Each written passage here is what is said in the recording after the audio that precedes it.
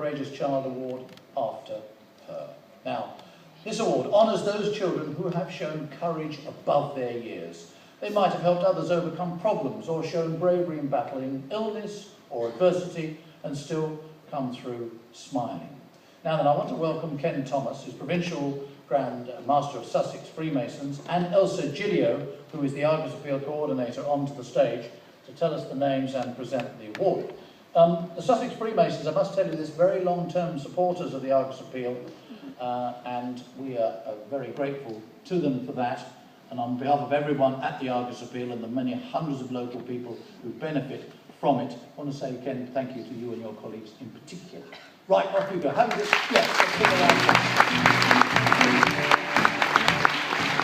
are you going to do this? How are you going to do this? How are you going to, one of you going to speak first and then the other later and all that stuff? I think we'll play this as it goes. Yeah, okay, right.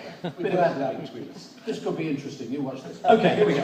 Let's have the first one. The first nomination for this category is Ethan Holmes. Ethan Holmes, right. We heard earlier how Ethan overcame his troubles and is now progressing happily at school. He's shown great courage and determination through hard times and now looks forward to a bright future.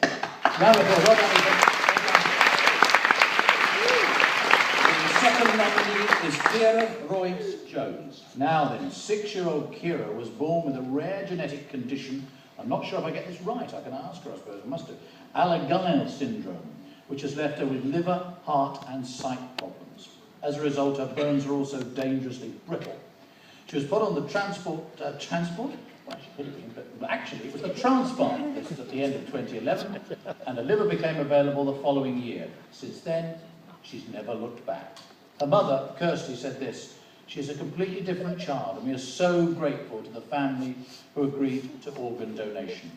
Kira's courage in the face of adversity is something we can all look up to.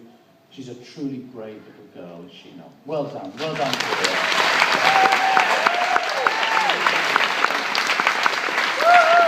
The third nominee is Benedict McAllister.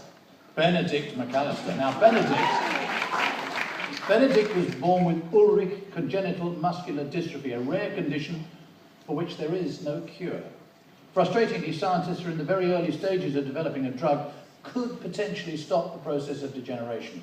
However, red tape is likely to slow down the research, which means there is still a long way from bringing the drug to the clinical trials stage. Benedict struggles to run, climb stairs and play football with his friends, and is coming to realise that he is different to other children. But despite this, he is a joyous, you can see that there, can't you? A joyous and gregarious child who shows great bravery and is determined to make the best of life. Oh wow. Well done.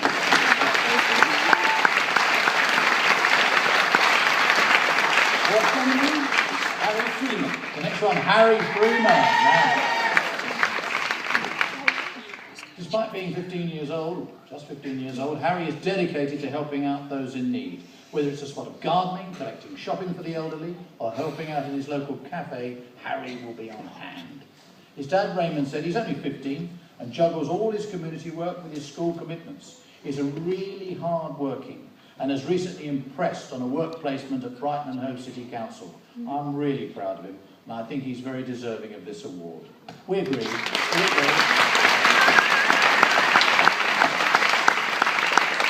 The fifth nominee is Hope Jeffcoat. Hope Jeffcoat. Now then, Hope was given just 3 months to live in 2009, but defied the medics by going into remission 4 years later.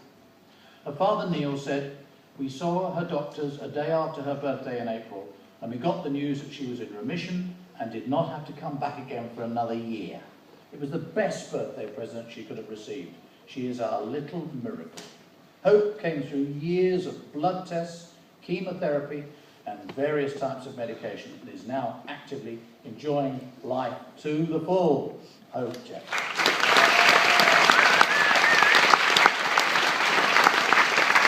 The sixth nominee is Lauren Gander.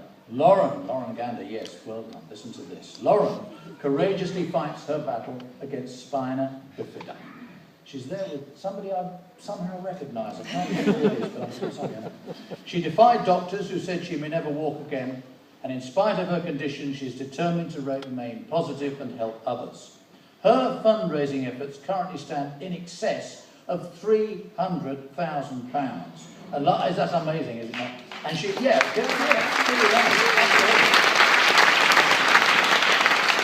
and she was given the honour last year of carrying the Olympic torch in Rye.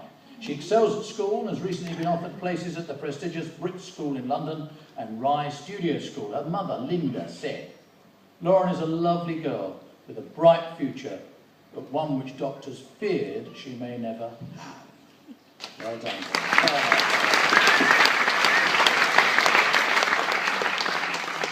And the seventh nomination is Sophie Jordan.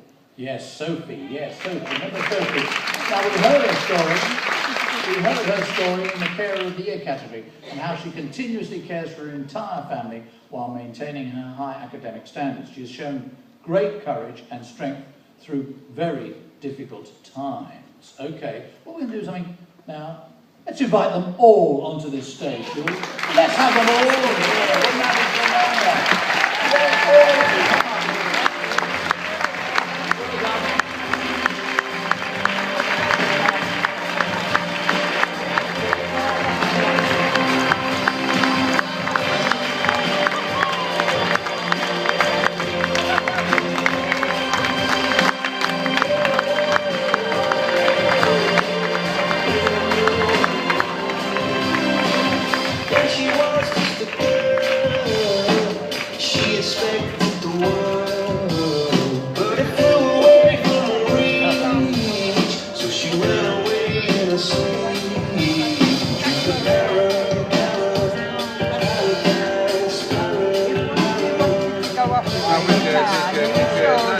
She wants us to watch it. She wants us to watch it.